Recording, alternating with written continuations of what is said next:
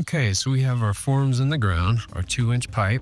We use a laser to establish our ground zero, got our line levels, marks where our cuts are gonna be. About to get the bandsaw out and start cutting these poles to the proper height. Here, we got the top caps on, first row. This would take the horizontal pipe. We'll have U-bolts going over the pipe. We also have a bit of adjustability here, just in case your cuts aren't exactly perfect.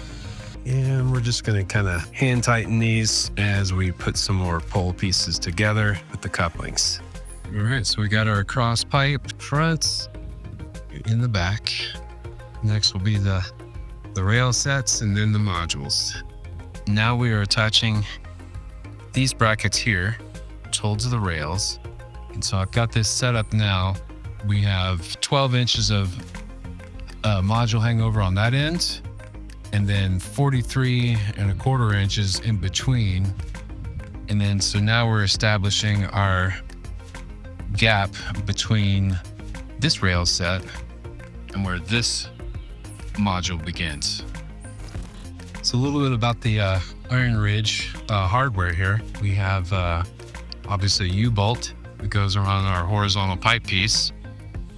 And then this extrusion right here, slide up I believe it's a 3/8 bolt, and slides into here, and it connects this rail set to this bracket here.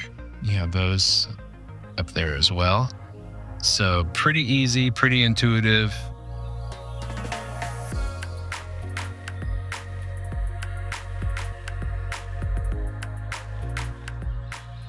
All right, so we have the array up. Just need to cut off the extra ends up top. So we have our ground rod, our schedule 80 popped up. We're gonna lift this bottom strap up, and then the array combiner box and disconnects are gonna lie between these two pieces of strut here. So the back side of the array. See where we have our clamps and U-bolts there. We have our extrusions here. And that's where we can do some wire management. We have our uniform gaps between all the modules there. Approximately 3 cells over.